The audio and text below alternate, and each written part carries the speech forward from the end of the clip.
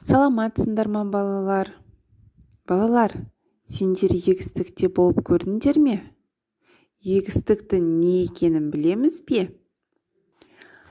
Олай болса балалар, егістік дегеніміз, яғни егіндік жер дегенді білдіреді. Ауыл шаруашылығында дәнді дақылдарды өсіру үшін қолданылатын егін алқабы. Ол жыл сайын күтіліп, бапталып, суарылып тұрады. Күзде шабылады, егін жиналады. Егін әртүрлі болуы мүмкін. Бидай, арпа, сұлы, көкөністер және тағы да басқалары болуы мүмкін. Олай болса балалар, бүгінгі сабағымызды бастамас бұрын мына жұмбақтарды шешіп көрейікші.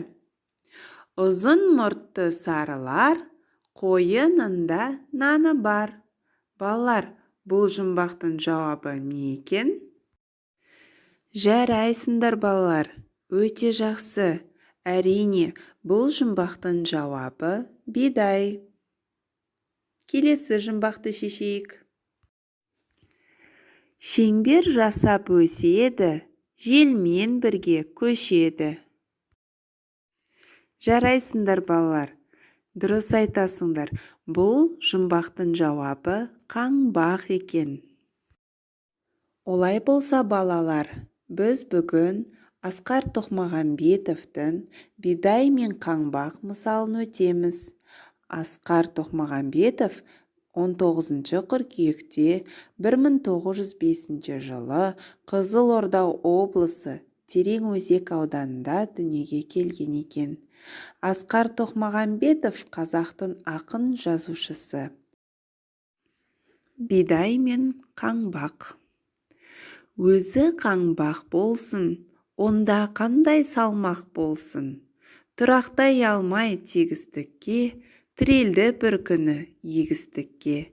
Дауыспен былай тіл қатты. Сен осы бидаймысың? Бидаймын. Ақыл айтсам, тыңдаймысың? Тыңдаймын.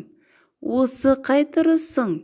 Жүрмейсің, көрмейсің, кезбейсің. Не бар, не жоқты да сезбейсің. Көктемде шығып, күз болса бұғып, бастарың салбырап, тұрғандарың маужырап. Ей, қаңбақ, деді бидай. Қанасына сыймай, ашып айтсақ дұрысын, осы қай жүрісің?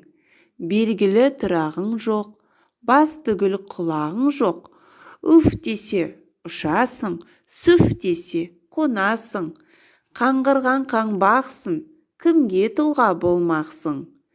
Күні мен түні ұшарыңды жел біліп, қонарыңды сай біліп, сайран салып жүргенің.